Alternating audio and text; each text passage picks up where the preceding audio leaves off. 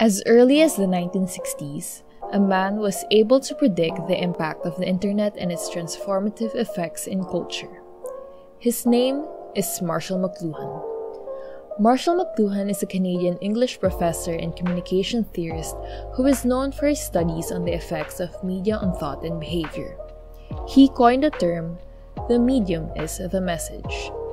But wait, what does this exactly mean? Isn't the message in itself? McLuhan explains that the medium, that is, the extension of ourselves, our bodies, our minds, our senses, hold much more value than the message itself. For him, it isn't the content of a medium that matters, but the medium itself, which shapes and controls the scale and form of human association and action.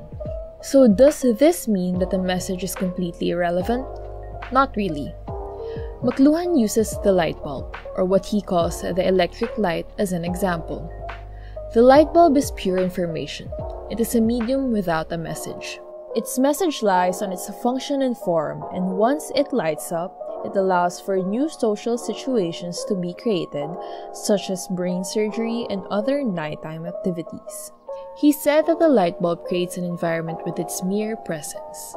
To further elaborate on his idea, here's the man himself. If the medium is the message, and it doesn't matter what we say on TV, why are we all here tonight? And why am I asking this question? I didn't say it didn't matter what you asked on TV. I said that the effect of TV, the message of TV, is quite independent of the program. That is, there is a huge technology involved in TV which surrounds you physically. And the effect of that huge service environment on you personally is vast. The effect of the program is incidental.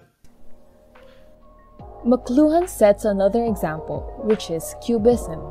In cubism, we don't look so much into the image of a house, or a person, or a tree, but rather we focus on the dramatic conflict of pattern, light, and texture that make up for an instant sensory awareness of the whole piece.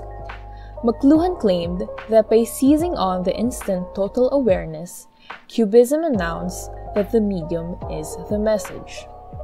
Another point that McLuhan makes is that media have an irresistible force when invisible.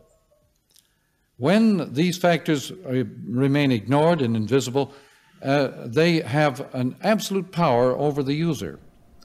McLuhan said that the content of a medium is like a juicy piece of meat carried by the burglar to distract the watchdog of the mind. That is to say that we are often blinded by the content of a medium while it makes structural changes into our lives. In the 1800s, political scientist and historian Alexis de Tocqueville introduced the grammar of print and typography, which homogenized the French in the 18th century. The culture of print and typography created uniformity and continuity that ignited the people to carry out the French Revolution. Today, new technologies begin to arise which allows for instantaneous sharing of culture that creates an image of what McLuhan likes to call a global village. This sharing of electronic experiences retribalizes human beings, causing fundamental cultural changes in society. Because these new media of ours, the one you talked about in the appliance store, have made our world into a single unit. The world is now like a continually sounding tribal drum, where everybody gets the message all the time. A princess gets married in England, and boom, boom, boom go the drums. We all hear about it. An earthquake in North Africa, a Hollywood star gets drunk, away go the drums again. I use the word tribal.